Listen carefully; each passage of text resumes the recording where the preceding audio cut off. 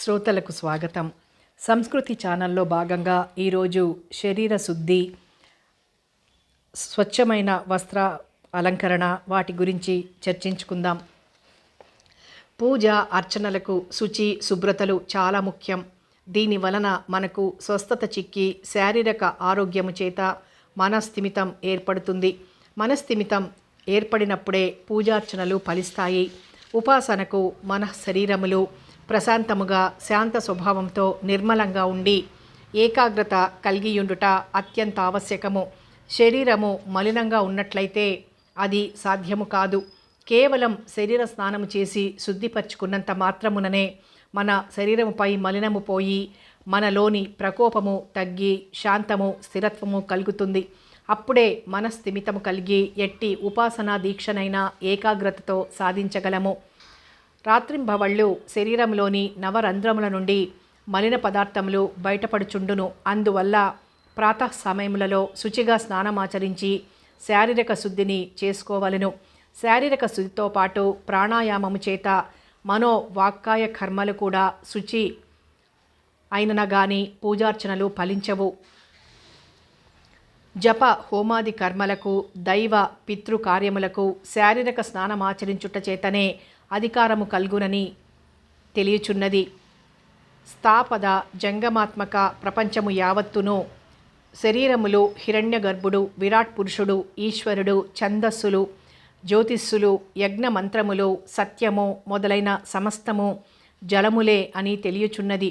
ఇట్టి జలములకు మూలకములగు నదీ నద తటాక వాపి కూపముల మహిమచే మన దేశము పవిత్రమైనదిగా పేరు పొంది ఋషులకు నిలయమై తపోధనులకు స్థానమై కర్మజ్ఞాన తపోభూమి అయినది. ఇక స్నాన విధులు. నదులలోనూ ప్రవాహములలోనూ చెరువులలోనూ నూతులలోనూ స్నానం చేయునప్పుడు బొడ్డులోతు నీటిలో నిలిచి సిక్కను పాయ తీసి అంగుష్టములతో చెవులను కనిష్టములతో ముక్కు రంధ్రములను మూసుకొని 3 సార్లు మునిగి స్నానం చేయవలెను. కట్టుబట్టలతోనే తప్పనిసరిగా స్నానం చేయవలెను. దిగంబరముగా ఎట్టి పరిస్థితులలోనూ స్నానము చెయ్యరాదు. అటుల స్నానము చేసిన మిక్కిలి పాపహేతువు మరియు నరకలోకము సంప్రాప్తించును. సుమంగళులు నీటిలో మునిగి స్నానము చేయకూడదు. తల జుట్టు విప్పి దోసిలితో నీటిని తలపై పోసుకొని స్నానము చేయవలెను. పూర్వ సువాసినులు పురుషుల వలె నీటిలో మునిగి స్నానము చేయవచ్చును. స్నానము చేసిన తరువాత వస్త్రములను పిండి శ్రీరామస్మరణ చేయుచు విడవవలెను. శుభ్రమైన వస్త్రములతో శరీరమును తుడుచుకొని పరిశుభ్రమైన వస్త్రములను ధరించవలెను.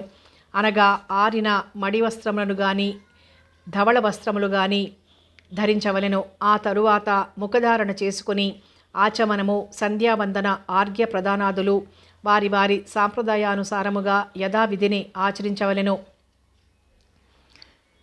స్నానమాచరించుట సాధ్యము కాని వారు ఇంటి యందు శిరస్నానము చేసుకొనుట మంచిది. నదీ ప్రవాహ స్నానము అత్యుత్తమమైనది. అది సూర్యోదయానికి పూర్వమైన సమయమందు నదీ ప్రవాహంలో ఒక విధమైన విద్యుత్ ప్రసారం ఉంటుంది.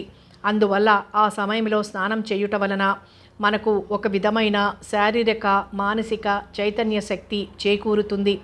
మరియు ప్రవాహపు నీటి యందు స్నానం ఆచరించుట వలన శరీరము అంతటికి సమానమగు సుఖస్పర్శ కలిగి శరీరములోని ఉష్ణాధిక్యత తగ్గుతుంది. నది నీటిలోని చల్లదనపు సుఖస్పర్శ మన ఇంద్రియముల తాపమును తగ్గించి మనస్సును వాక్కును శుద్ధి ఉనర్చుతుంది. గంగా, గోదావరి ఇత్యాది జీవనదులకు చెంతనున్న పుణ్యక్షేత్రములలో స్నానం ఆచరించుట వలన మనోవాక్కాయ కర్మల శుద్ధి కలిగి పంచేంద్రియములను నిగ్రహపరచుకొనగల శక్తి అలవడుతుంది. సముద్ర స్నానము కూడా శ్రేష్టమైనదే. కానీ అన్ని దినములలో చేయుటకు అర్హత లేదు. కొన్ని ప్రత్యేకమైన దినములలోనే చేయవలెను. ముఖ్యంగా సంక్రమణ కాలములోనూ పర్వదినములయందును అర్ధోదయ మహోదయములందును చేయవలెను. నదులలోనూ ప్రవాహములలోనూ చెరువులలోనూ నూతులలోనూ సముద్రములందును స్నానము చేయు సమయమునందు స్నానమునకు 5 అంగములు గలవు. దీనినే వారుణ స్నానము అని అందురు. సంకల్పము, సూక్తము, మార్జనము, అఘమర్దనము, దేవాది తర్పణములు. ఇండ్లలో స్నానము చేయువారికి ఈ నియమములు పాటించుటకు వీలు కుదరదు. కావున శిరస్నానము చేయుట మంచిది. కంఠస్నానమైనను తప్పనిసరిగా చేయవలెను. ఇండ్లలో స్నానమాచరించు సమయమున ఈ క్రింది శ్లోకమును పఠించుచు చేయవలెను. గంగే చ యమునే చైవ గోదావరి సరస్వతి నర్మదే సింధు కావేరి జలేస్మిన్ సన్నిధిం కురు.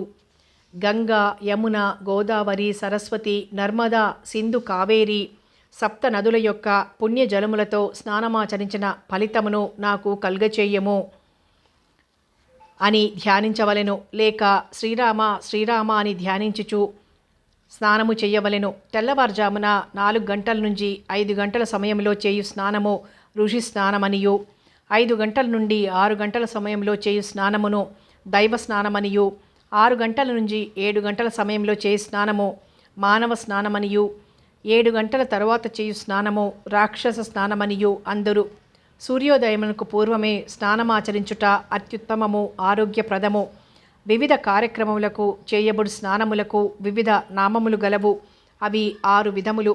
నిత్య స్నానము జప, తప, స్వాధ్యాయ, ధ్యాన, పూజ, పారాయణల నిమిత్తం చేయు స్నానమును నిత్య స్నానము అని అందురు. నైమిత్తిక స్నానము అస్పృశ్య స్పర్శల దోష నివారణ నిమిత్తము చేయు స్నానమును నైమిత్తిక స్నానము అని అందురు. కామ్య స్నానము వైశాఖ మాసమునందు, ఆషాఢ మాసమునందు, కార్తీక మాసమునందు, మాఘమాసమునందు ప్రత్యేక ఫలితములను ఆశిస్తూ ఆచరించు స్నానములను యజ్ఞ యాగాదులు చేయు సమయములందును చేయు స్నానమును కామ్య స్నానము అని అందురు. క్రియాంగ స్నానము పితృదేవతల తృప్తి కొరకు ఆయా సమయములలో చేయు స్నానములను క్రియాంగ స్నానము అని అందురు. మలాప కర్షణ స్నానము శరీరమునందలి మురికి పోవుటకు చేయు స్నానమును మలాపకర్షణ స్నానము అని అందురు. దీనినే అభ్యంగన స్నానము అని కూడా అందురు. క్రియా స్నానము పవిత్ర పుణ్యక్షేత్రములలో చేయు స్నానములను క్రియా స్నానము అని అందురు. అనేక విధములైన ఆసక్తులను దృష్టిలో ఉంచుకుని వివిధ రకములైన స్నానములను వారి వారి అనుకూలతలను బట్టి చేయుటకు పెద్దలు ఏర్పాటు చేసి ఉన్నారు. నీటితో స్నానమాచరించుటకు ఆసక్తులైనప్పుడు, అవకాశములు లేనప్పుడు శౌచము కొరకు ఈ క్రింది విధమైన స్నానములను ఏర్పాటు చేసి ఉన్నారు. ఇందు ఏ స్నానమైనను చేసి శరీర శుద్ధిని పొందవచ్చును. వీటినే గౌణ స్నానములు అని అందురు. నీటితో స్నానం ఆచరించడానికి ఏ మాత్రము అవకాశం లేని సందర్భములలోనే వీటిని ఆచరించవలెను. గౌణ స్నానములు 8 రకములు. మంత్రస్నానం ఆపోహిష్టాది మంత్రములతో మార్జనము చేసుకొనుట. భౌమ స్నానం శరీరమునంతటిని విభూతి పూసుకొనుట.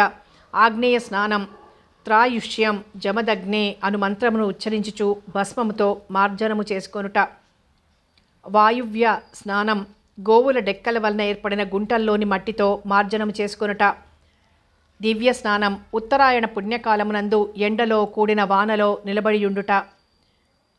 మాస స్నానం అపవిత్ర పవిత్రోవా అను శ్లోకమును ఉచ్చారణ చేసి గాని, పుండరీకాక్ష అను నామధ్యానమును చేసి గాని శుభ్రతను పాటించుట.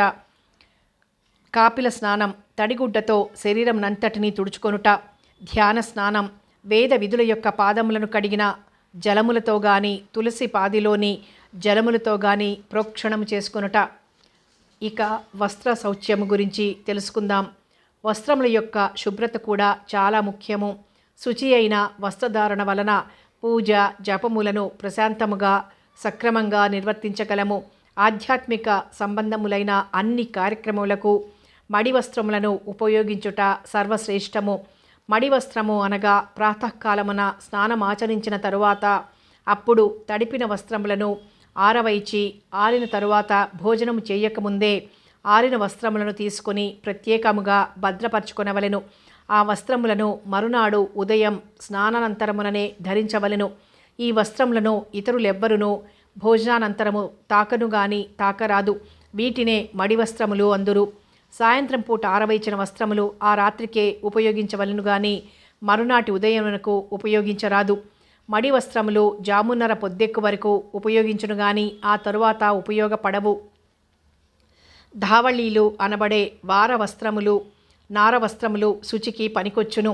ఆ వస్త్రములను మడిబట్టలుగా ఉపయోగించిన తరువాత 7 సార్లు గాలిలో విదిలించినంత మాత్రమున మరలా శుచి అయి మడి వస్త్రములుగా ఉపయోగించవచ్చును. ఆ ధావళీలను ధరించి భోజనం చేసినను మలమూత్రాదులు విసర్జించినను మడి వస్త్రములుగా పనికిరావు. ధావళీలను తడపరాదు.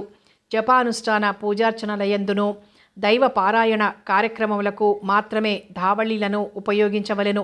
ఇతర కార్యక్రమములకు ఉపయోగించరాదు. పట్టు వస్త్రములను కూడా పూజార్చనలకు ఉపయోగించవచ్చును. ధావళీ వస్త్రములకు పాటించే నియమములనే పాటించవలెను. తెల్లటి వస్త్రములు మనలో శాంతి ప్రియత్వమును పెంచుతాయి.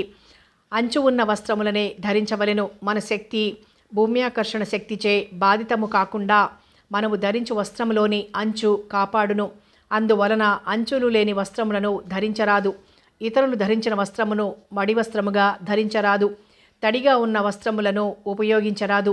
ఒకవేళ తప్పనిసరి పరిస్థితులలో అట్టి తడి వస్త్రములను మడి వస్త్రములుగా ఉపయోగించవలసిన స్థితి ఏర్పడితే ఆ వస్త్రములను సూర్యుని ఎదుట 6 సార్లు విదిలించి ఉపయోగించవలెను. తడి వస్త్రములను భుజం మీద వేసుకోకూడదు. ద్వారము పైన రాతి పైన గాని తడి వస్త్రములను ఉంచరాదు.